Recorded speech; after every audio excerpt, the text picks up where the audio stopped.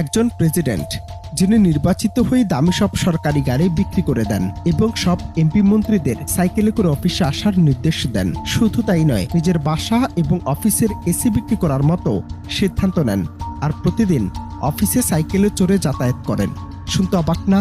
কিন্তু এটা কোনো গল্প নয়, এটা ছিল অভিজাত রাজনীতির বিরুদ্ধে এক সাধারণ মানুষের লড়াই। এমন এক নেতা যার নাম থমাস সানকারা। আমাদের দেশও কি কখনো এমন হবে যেখানে নির্বাচিত প্রধানমন্ত্রী নির্দেশ দিবেন দুর্নীতি বন্ধের আর সাধারণ মানুষের কাতারে এসে সত্যিকারের বাস্তবতা বুঝতে? আফ্রিকার পশ্চিম ধারের গন্তব্য বুরকিনা ফাসো।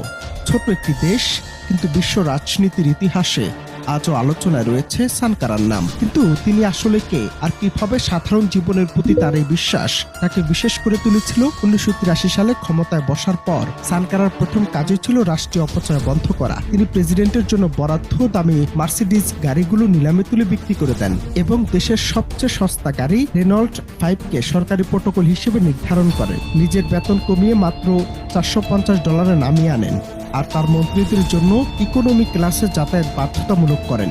তার কাছে ক্ষমতা মানে বিলাসিতা ছিল না, ক্ষমতা ছিল জনগণের সেবা করার হাতিয়ার। তিনি বিশ্বাস করতেন জনগণের টাকা কেবল জনগণের উন্নয়নের জন্যই ব্যয় হবে, কোনো নেতার ভোগ বিলাসের জন্য নয়। সানকারা কেবল মিতব্যয়ী ছিলেন না, তিনি ছিলেন একজন দূরদর্শী সংস্কারক। তার আমলে উপনিবেশিক নাম আপার বোল্টা বদলে দেশের নাম রাখা হয় বুরকিনা ফাসো, যার অর্থ ন্যায়পরায়ণ মানুষের দেশ।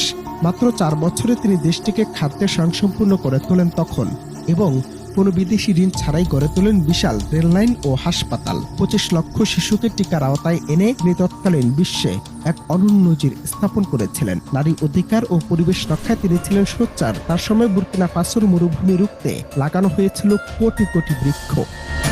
অনেকেই প্রশ্ন করেন, তার সাদামাটা জীবনের গল্প কি আসলে সত্য? হ্যাঁ, ইতিহাস তার সাক্ষী। 1987 সালে যখন তাকে নির্মমভাবে হত্যা করা হয়, তখন তার ব্যক্তিগত সম্পদের তালিকায় পাওয়া গিয়েছিল মাত্র 4টি সাইকেল, 3টি গিটার এবং একটি অত্যন্ত সাধারণ বাড়ি। তিনি নিজের জন্য কোনো জমি বা ব্যাংক ব্যালেন্স রেখে যাননি। তার ঘনিষ্ঠ বন্ধু ও সহযোদ্ধা ব্লেস কম্পাওয়ারের নেতৃত্বে এক সামরিক অভ্যুত্থানে তাকে প্রাণ দিতে হয়। অনন্ত হাসান মাসুদ, বাংলা টিভি।